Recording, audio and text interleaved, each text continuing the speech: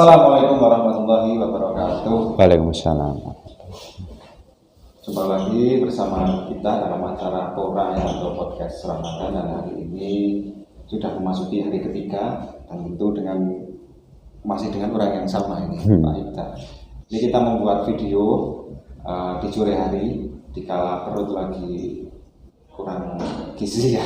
Gimana Pak kabarnya? Alhamdulillah masih seger. Masih seger ya. Seger tapi kelimpruk gitu. Oke, jadi langsung saja bahwasanya kali ini kita akan membahas kaitannya dengan sebuah literasi, bahwasanya realita yang ada di dalam kehidupan ya, atau di dalam bahasa Melayu ini apa Pak? Tradisi. Ada tradisi mahasiswa ataupun orang yang bergelut dalam dunia akademisi ini, literasi semakin mundur. Nggak tahu kenapa ketika kita berbicara seperti itu ada ayat atau ada sebuah firman Allah, yaitu yang pertama turun dengan surat Al-Alaq ayat 1 sampai 5. Nah, awal saya minta dengan menjelaskan ini dulu Pak. Ya. Terima kasih. Assalamualaikum warahmatullahi wabarakatuh. Jadi tadi ada pertanyaan ya, atau semacam gagasan bahwa literasi kita sekarang bisa dikatakan mundur tapi juga bisa dikatakan maju. Dan ternyata kalau kita sejarah masa lalu ya, sebenarnya literasi itu awal kali munculnya ya secara literatur itu ya bulan Ramadan gitu loh. Jadi dulu saat turun pertama kali di bulan Ramadan, saat nuzulul Quran ya, tempat turunnya Al-Quran itu 17 Ramadan itu memang ayat yang pertama kali kan surat Al-Alaq ya, Bismillahirrahmanirrahim, Iqra bismi rabbikal ladzi khalaq, khalaqal insana min 'alaq, Iqra wa rabbukal akram, alladzi 'allama bil qalam, dan seterusnya. Nah, kenapa kata pertama yang difirmankan Allah melalui malaikat Jibril pada Muhammad itu kok bacalah gitu loh ya. Kenapa tidak sholatlah, puasalah, kerjalah, zakatlah, sekolahlah misalnya, atau kawinlah misalnya. Kenapa? Ini kan sebenarnya harus kita telisik lebih secara semantik maupun secara asbabul wurud ya. Nah, memang dari beberapa literatur yang saya baca, sebenarnya saya sering ngomong berkali-kali ini bahwa kitab suci yang paling mulia dalam arti di dalam Islam ya, holy book, kitab suci yang paling mulia, tertinggi dan sebagai penyempurna kitab-kitab lain itu adalah Al-Quran. Dan Al-Quran itu tidak hanya berisi tentang petunjuk, cerita, ada kisah ya, ada pedoman, ada hukum, kemudian ada janji-janji. Tapi sebenarnya kitab literasi yang paling mulia pertama di dunia itu ya Al-Quran sebenarnya. Namanya aja Al-Quran ya, Qoro'a ya. Kemudian juga surat yang pertama adalah Al-Alaq, Iqra, bacalah wahai Muhammad ya. Bismi rabbika, dengan nama Tuhan, dan seterusnya. Nah, kenapa saya menyebut Iqra ini adalah perintah untuk berliterasi? Literasi ini kan dari kata, memang literasi munculnya kan era-era kemarin-kemarin ya, berdasarkan teori-teori yang modern, disebut modern katanya sih. Nah, itu kan keterampilan, kemampuan membaca, menulis, melek aksara, dan untuk mendapat pengetahuan. Jadi secara sederhana literasi itu atau diambil dari kata lecture ya, literat ataupun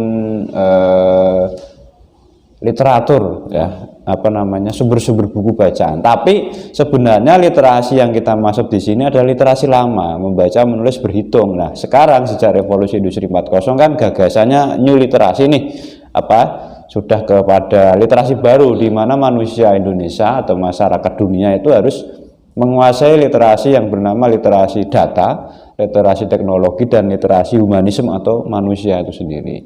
Nah, artinya selain melek literasi data, apalagi sekarang era big data, artificial intelligence dan seterusnya ya. Kemudian literasi teknologi yang kita hari ini juga memanfaatkan teknologi untuk berbagi ya. Tetapi literasi manusia sangat penting, yaitu memiliki akhlak, moral dan seterusnya. Nah, saya kira momentum bulan Ramadan ini, jika pertanyaannya Ramadan apakah bulan literasi, jawabannya iya. Sebenarnya karena munculnya literasi, tradisi literasi itu ya dimulai dari bulan suci Ramadan melalui turunnya Al-Quran. Dan kalau kita menelisik perkembangan Islam masa lalu itu kan tersebarnya agama Islam kepada umat-umat Islam itu kan melalui tradisi turut, tradisi menghafal para sahabat.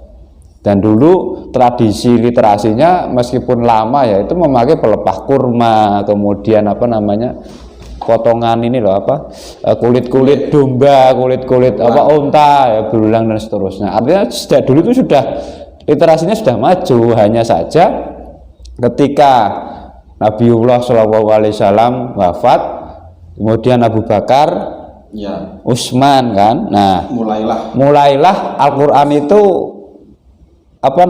ditulis secara utuh satu gelondong juz 1 sampai 30. Artinya ketakutan pada masa sahabat itu atau masa Khulafaur Rasyidin itu kan khawatir karena banyak perang, kemudian situasi tidak menentu, banyak para hafidhul Quran, orang-orang yang hafal Quran meninggal. Lah khawatirnya ini nanti kalau tidak ada yang sedikit yang hafal sudah pada meninggal, nanti Al-Quran ini enggak terbukukan. Maka ditulislah atau dibukukanlah Al-Quran, itu disebut mushaf itu. Ya. Jadi mushaf itu bukan Al-Quran sebenarnya secara hakiki ya.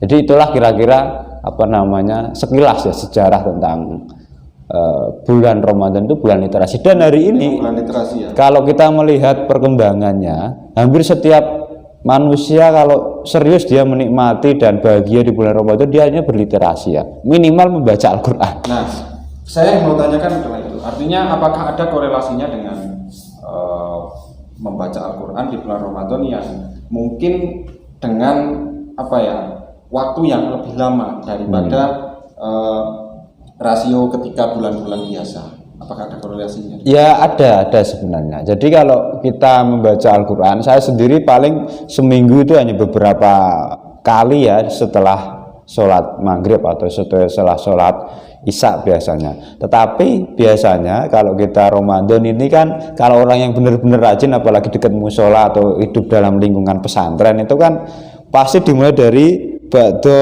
sholat tarawih dan witir, ya, tadarus bersama.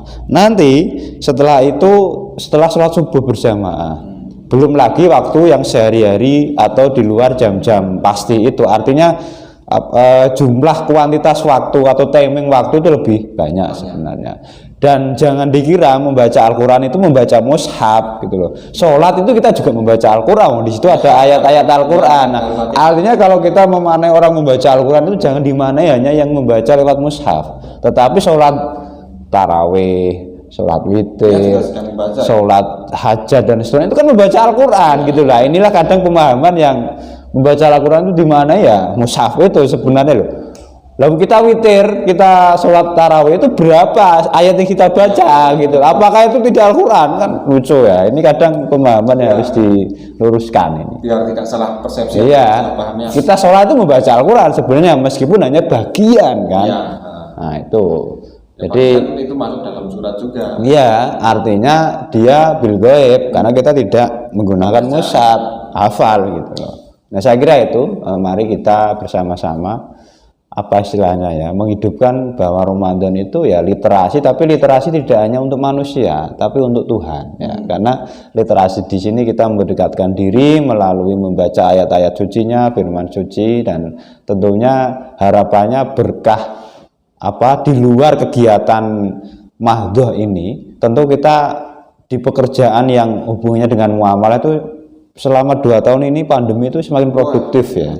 Artinya banyak orang menulis, dan kemarin karena saya mengelola penerbitan itu ratusan ribu penerbit 2 tahun ini itu banjir buku yang meminta ISBN. Artinya tren menulis bagi masyarakat Indonesia itu naik hampir berapa ratus %. Itu luar biasa. Nah artinya kan selama 2 tahun ini khususnya saat-saat liburan, saat Ramadan dan saat senjang ya, banyak manusia yang melestarikan lewat tulisan itu. Ya ngaji kitab itu kan bagian dari literasi juga ya. Saya kira banyak sekali lah tradisi literasi yang ada di bulan suci Ramadan. Nah, kita patut bersyukur atas itu ya. Ya, masih bisa berliterasi Masih di bulan suci kan gitu ya. Oke, terima kasih Pak Ita atas waktunya. Demikian sahabat-sahabat, tadi kita akan lanjut lagi besok ya pura di hari keempat. Jangan lupa tetap saksikan terus, tetap stay di Aswajanesia TV. Kurang lebihnya mohon maaf. Assalamualaikum warahmatullahi wabarakatuh. Waalaikumsalam warahmatullahi wabarakatuh.